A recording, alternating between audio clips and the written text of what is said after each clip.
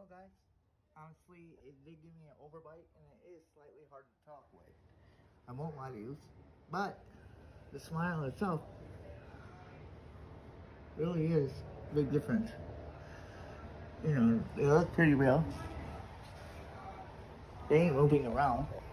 Now, I didn't even give the epoxy a full time to heal the cure, so I'm gonna let that happen, and I'll let you see how I'm talking with them after.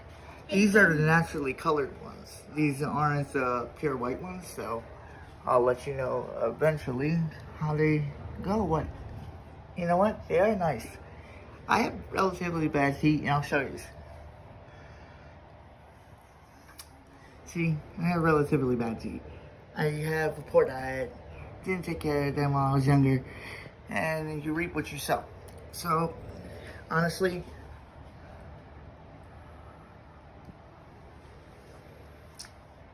that ain't too bad. I actually like them. They're a little bit big, I ain't gonna lie. But I can deal with them.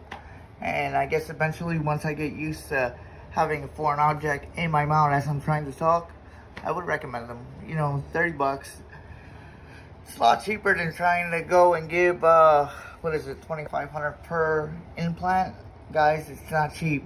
If I had the money, I would, but for $40, how are you gonna beat it? Let's do the lowers now. I honestly feel that the lowers is gonna be too much in the mouth, and I won't be able to talk correctly. But for the top, if you have a missing tooth, if you have discolored crooked teeth, guys, it's worth it.